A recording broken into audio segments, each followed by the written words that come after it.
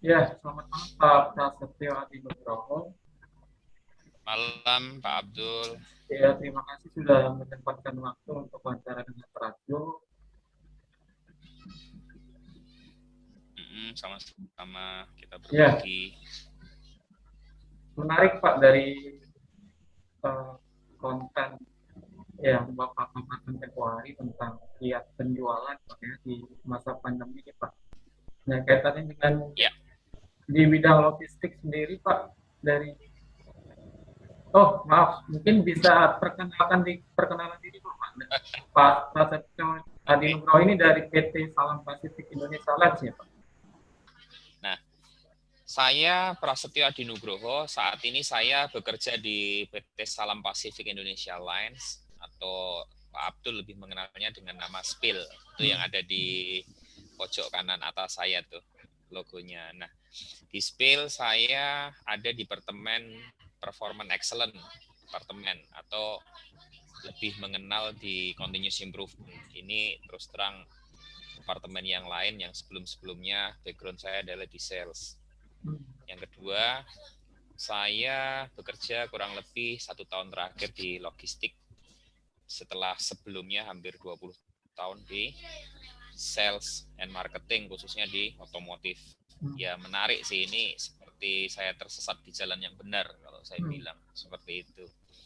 Keluarga di Bogor, kantor di Tanjung Priok. Itu mungkin sekilas yang saya bisa perkenalkan di diri saya, Pak Abdul. Thank you. Ya, boleh kasih gambaran Pak, job deskripsinya Bapak di spill ini seperti apa Pak? Nah, kalau soal job desk, itu saya berbeda dengan background job experience saya before. Kenapa? Kalau di job experience saya sebelum-sebelumnya, saya kan totally semuanya ada di sales and marketing. Bagaimana menjual produk. Kebetulan produk waktu itu adalah mobil.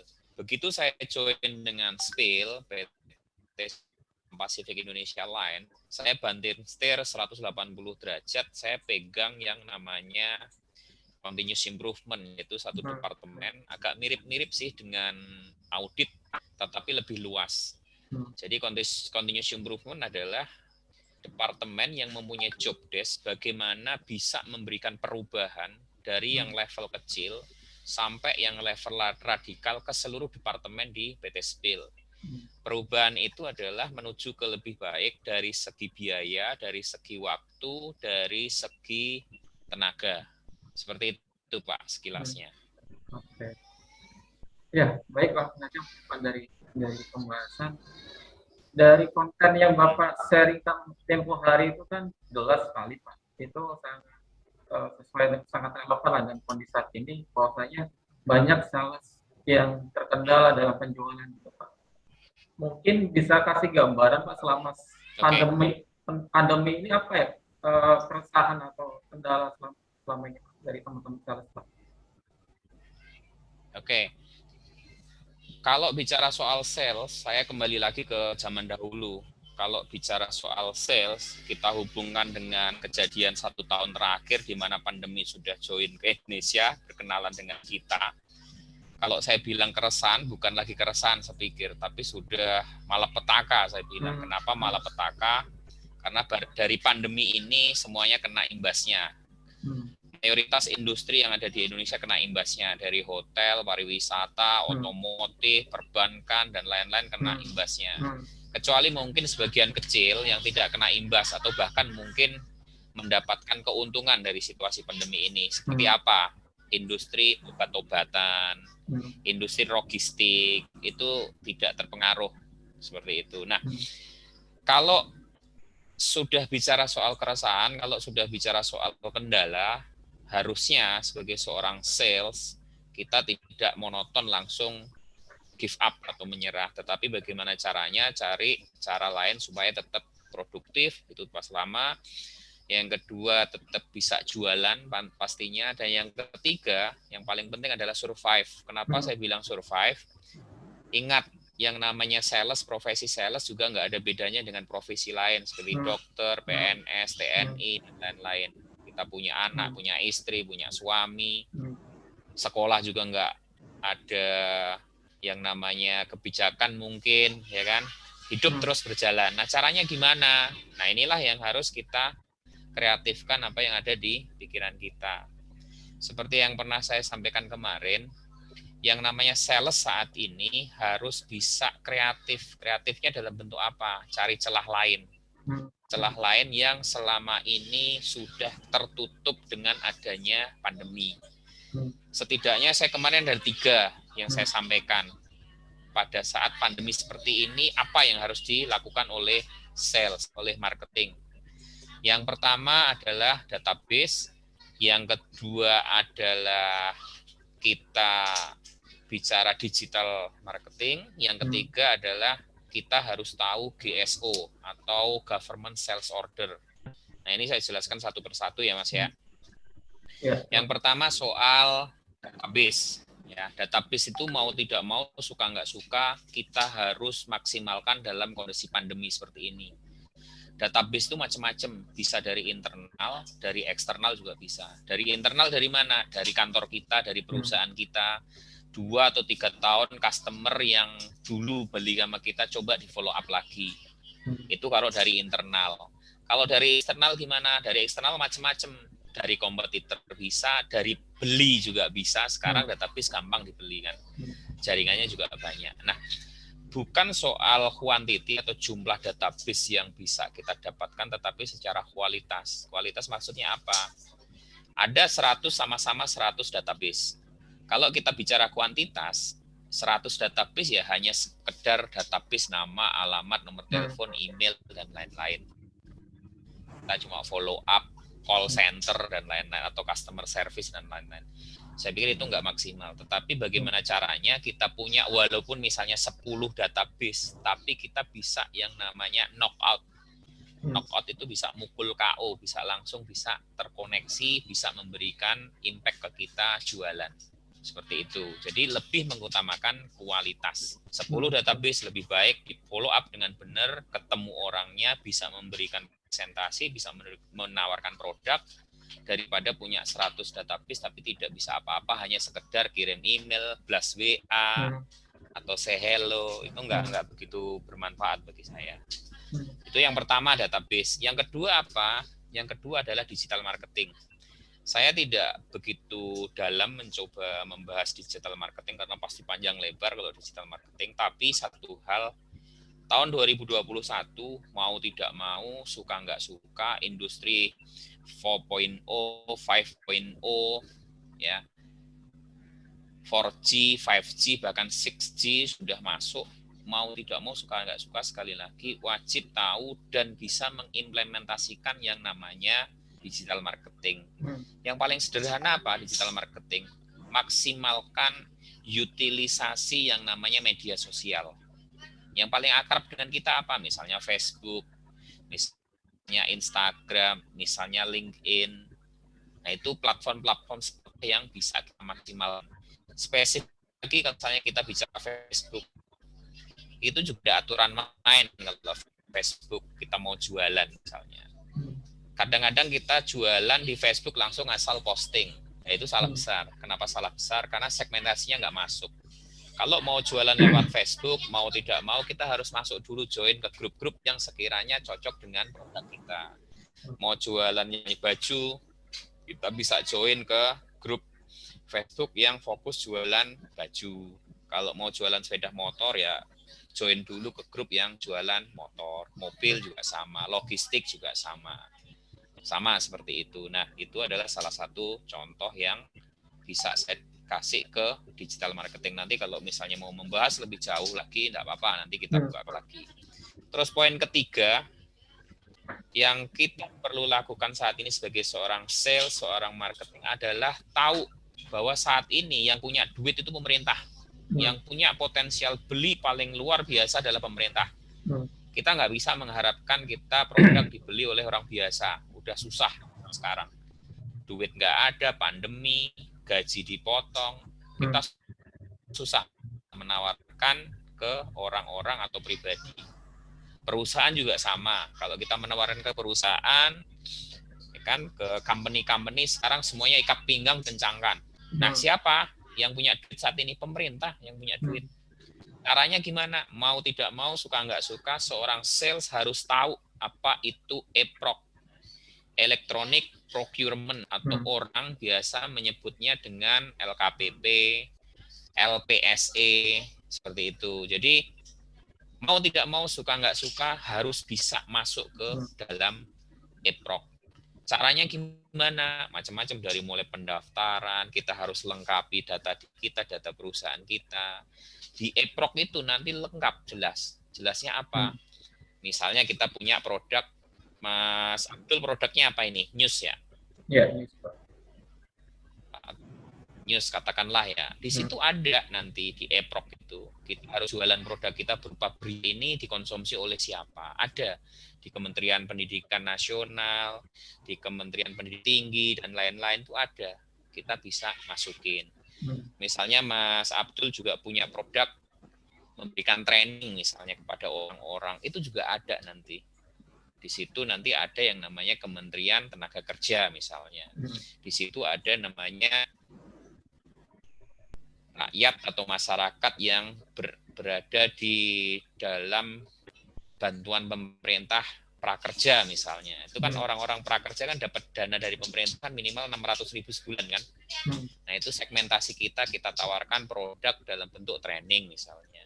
Tapi kalau lebih luas lagi, misalnya kita jualan mobil, ya udah di mobil dicek pemerintahan daerah, misalnya di Deli Serdang, Sumatera, saat ini lagi butuh mobil Innova. Ya udah kita lakukan penawaran, semuanya ada di situ. Setiap tahun ada. Nah, inilah yang kadang-kadang kalau saya umpama kita ada di kolam ikan, ikannya itu ada, tetapi yang mancing tidak tahu kolamnya ada ikannya yang di mana gitu. Kolam ada sebelah kiri, yang mancingnya sebelah kanan, ya nggak bakal ketemu ikan gitu loh. Itu 3 poin yang bisa saya sampaikan ke Mas Abdul. Ya, mungkin bisa dibedah satu-satu dulu ya Pak. Mungkin di poin pertama ini, kalau dari Pak Pras melihat, dari kawan-kawan sales ini, apakah cukup rapi Pak untuk database ini dalam kondisi pandemi ini?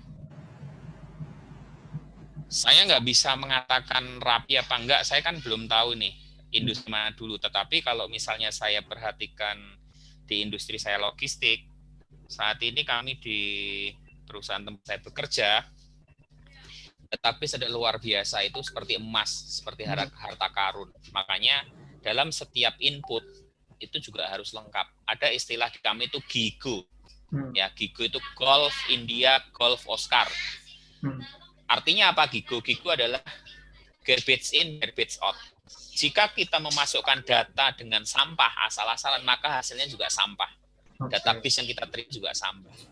Nah, makanya kalau saya berkaca dari perusahaan tempat saya bekerja, database itu adalah memegang peranan luar biasa untuk tetap kita bisa survive, untuk tetap kita bisa berjualan. 2, 3 tahun, 4 tahun lalu, atau bahkan sampai 10 tahun lalu, kami masih menyimpan rapi, bahkan terus follow up customer kami di perusahaan tempat saya bekerja, seperti itu. Dan itu butuh peran dari leader dari sales itu sendiri Pak, untuk mensortir atau merapikan ya? Ya, pasti.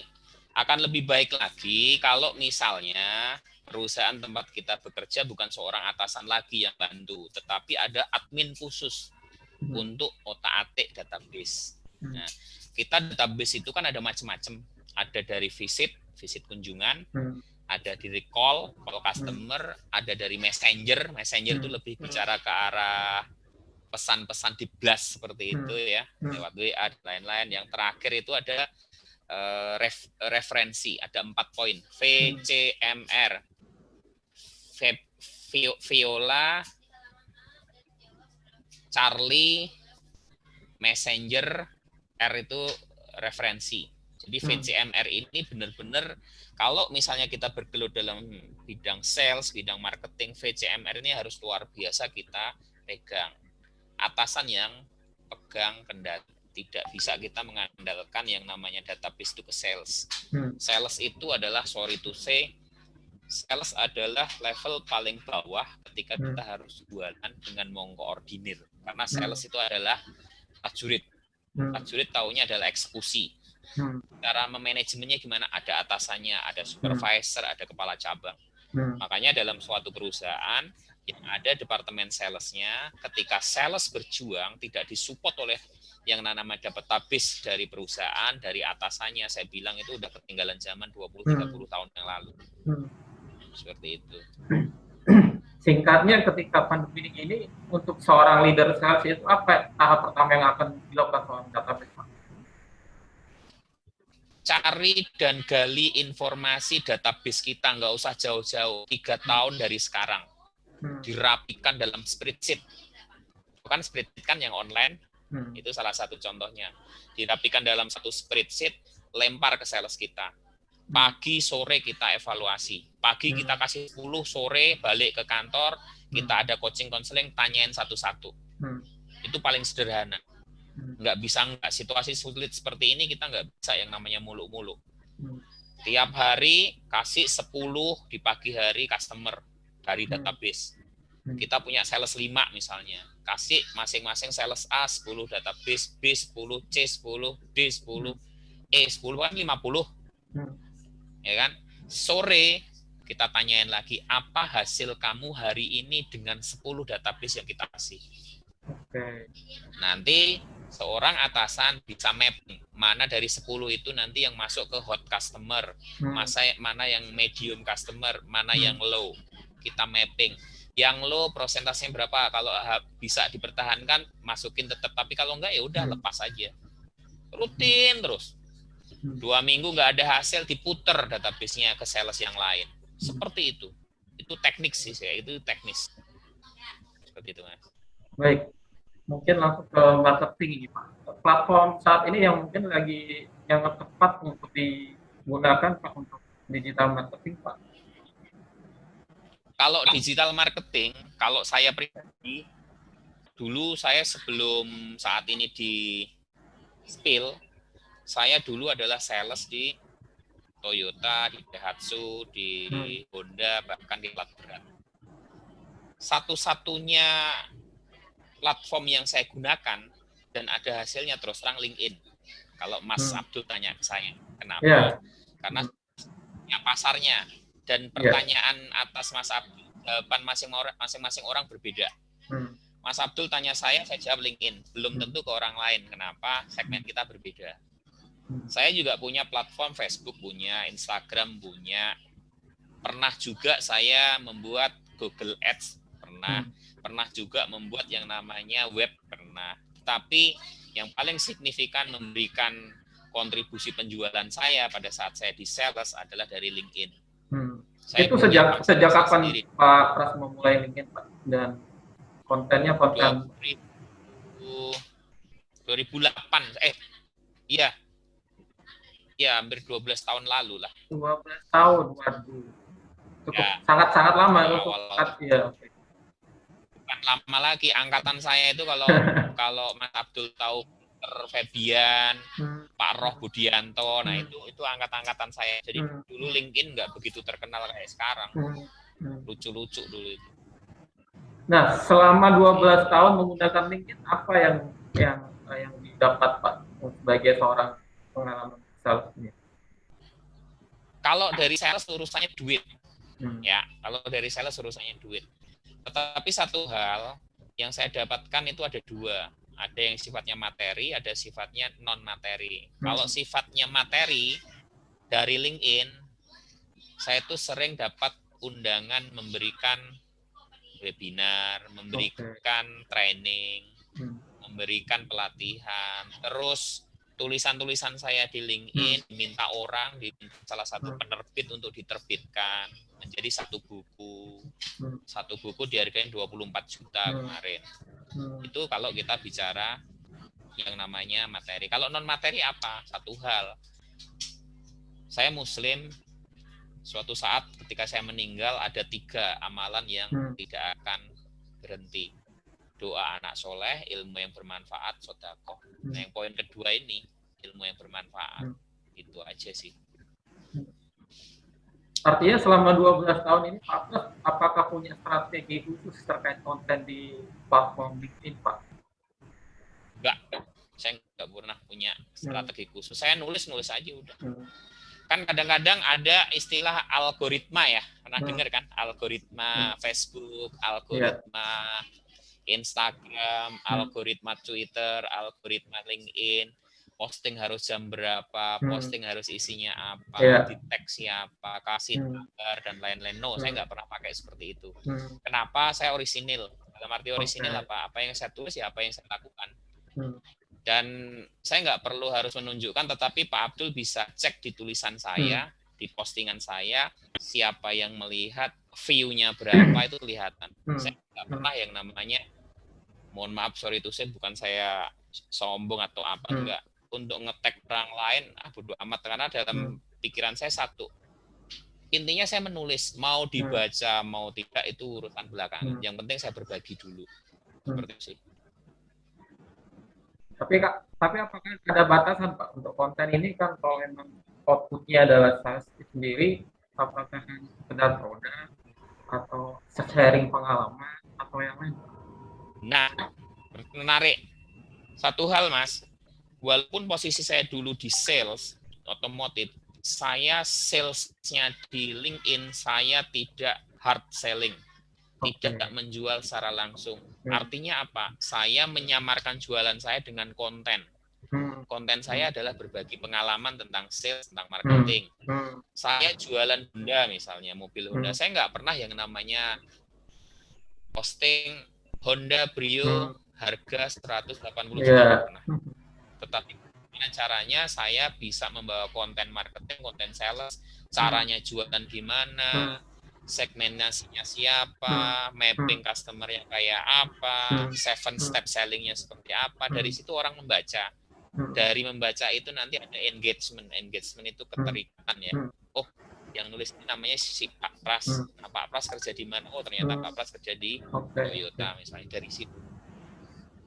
Tapi andai pun ada yang mungkin sales yang hard selling itu tidak masalah sebenarnya. Apa gimana Pak menurut Pak? Untuk di Kalau LinkedIn? menurut saya kalau LinkedIn saya nggak setuju. Saya nggak setuju. Nggak bakal laku. Coba aja random. Kalau sales di LinkedIn, coba aja random, cek. Kalau yang langsung hard selling, yang view berapa kelihatan. Yang kasih komentar berapa kelihatan. Kecuali kamu di Facebook, kecuali kamu di Instagram. Seperti itu. Kenapa Pak? Apakah LinkedIn ada karakter khusus Pak untuk secara konten Pak? Segmentasinya beda. Segmentasinya beda. LinkedIn adalah media profesional, itu yang diusung di awal.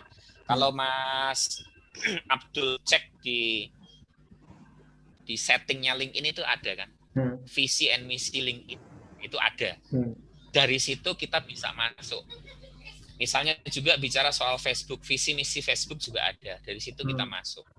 Seperti itu. Jadi kita mau memaksakan diri di LinkedIn misalnya, kita jualan obat kuat buat pria, nggak bakal laku.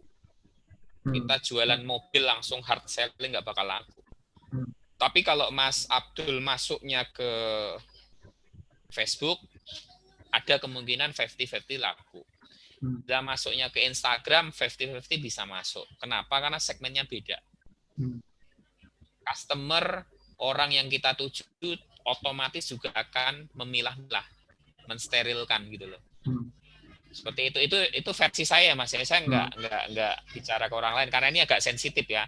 Nanti ngomong gini kan sales tuh nggak suka kan ya nggak enak juga gitu loh. Apa bisa dikatakan Pak Pras mungkin untuk platform LinkedIn ini lebih ke personal branding ya, tidak product branding gitu.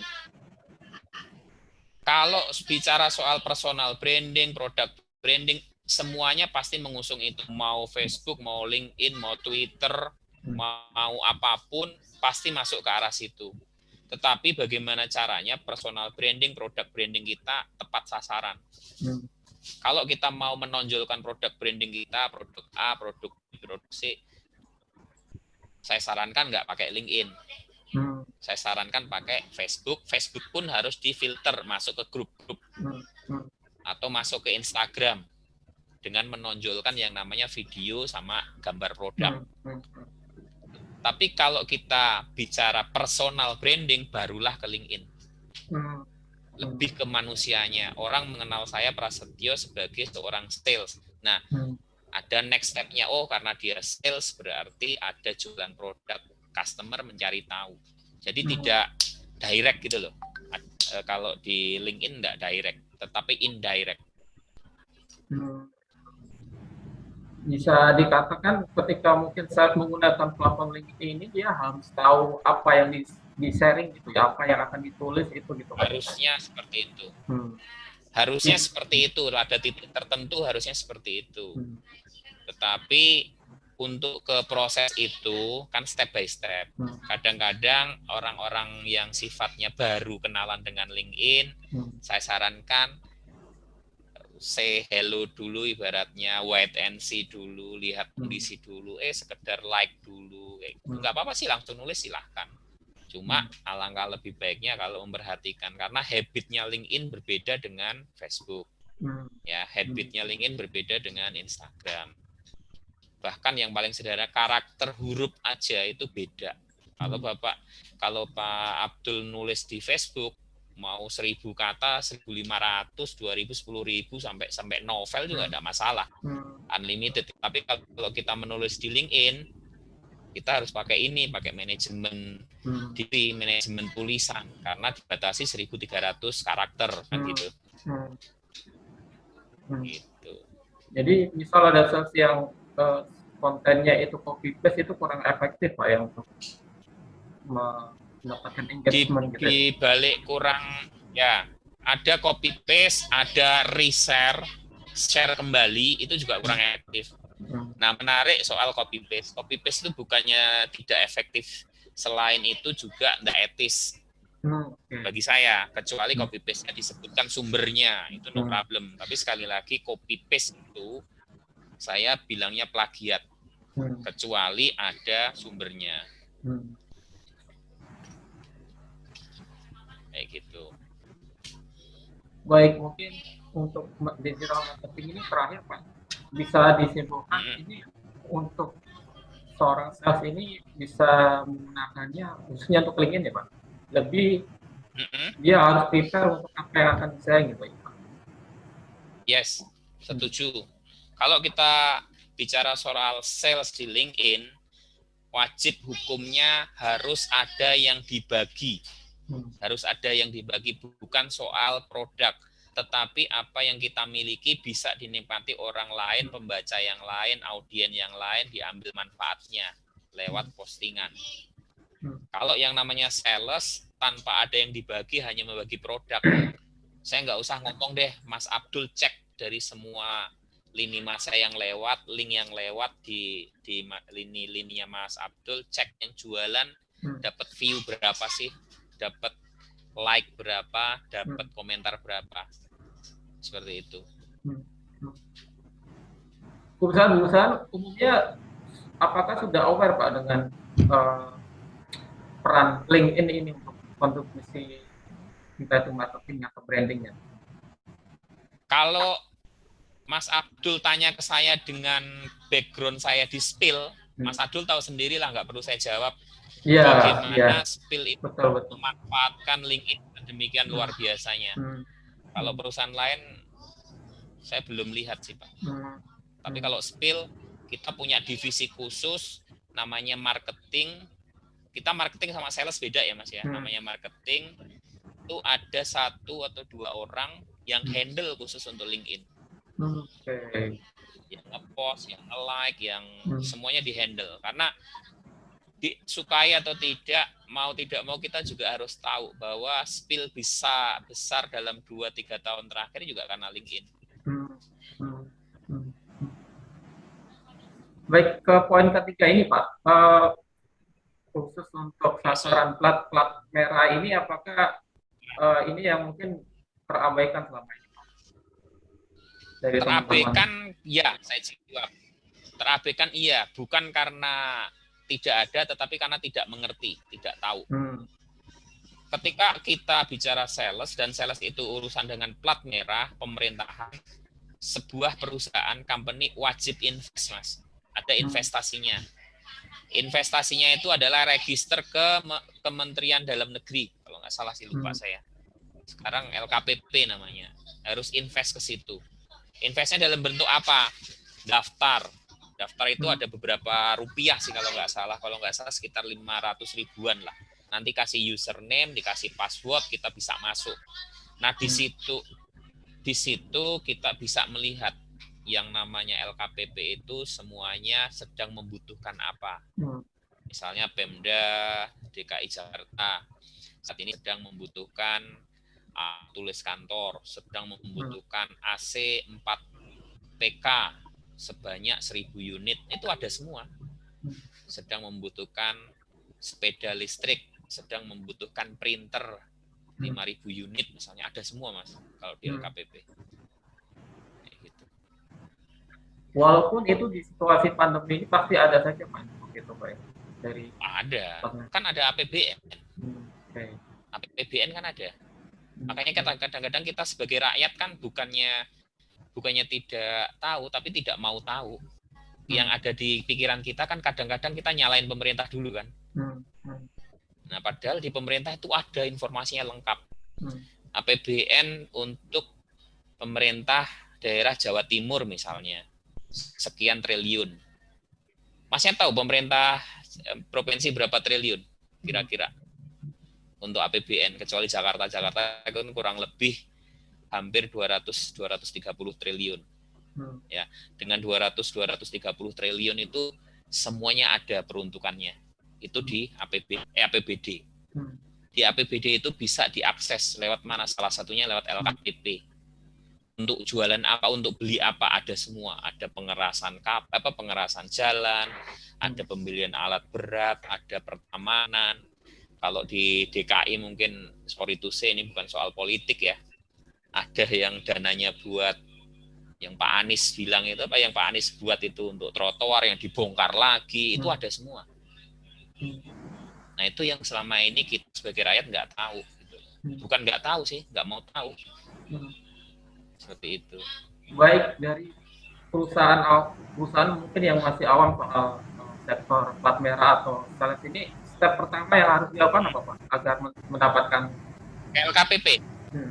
LKPP Mas, di Rasuna Said kantornya. Di Rasuna Said minta penjelasan. Di situ ada setiap minggu sekali, hari Rabu kalau nggak salah ya. Hari Rabu itu jam 10 ada namanya edukasi. Cara utilisasi LKPP atau EPROK untuk company-company.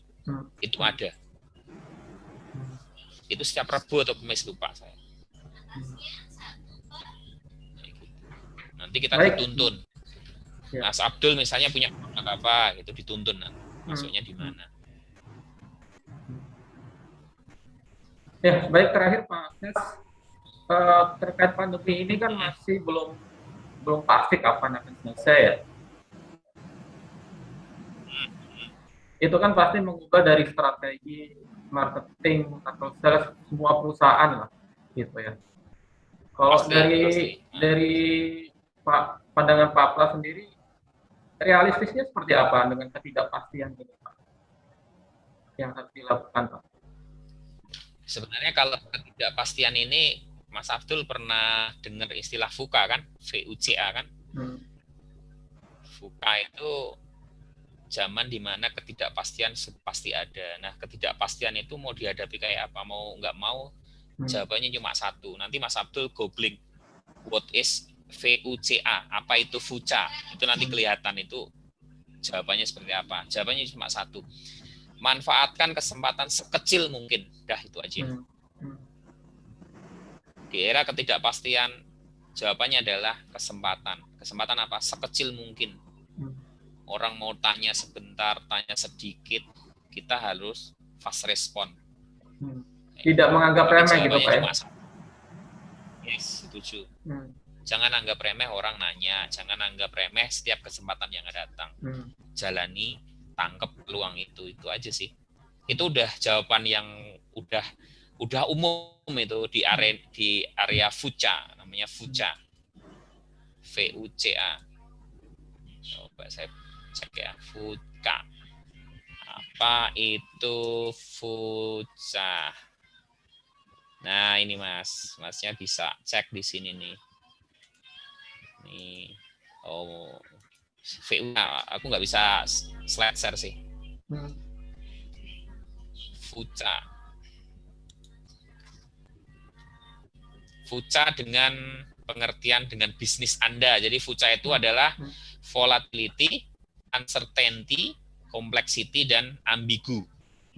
Jadi secara bisnis di era ketidakpastian, persis seperti pertanyaan Mas Abdul tadi, jawabannya ada semua kalau secara teori. Dari keseluruhan jawaban yang ada adalah manfaatkan setiap kecil kesempatan yang ada, ambil. Jangan anggap remeh. Itu. Baik. Oke, terima kasih Pak Pras waktunya untuk menyempatkan waktu sama-sama Mas Abdul.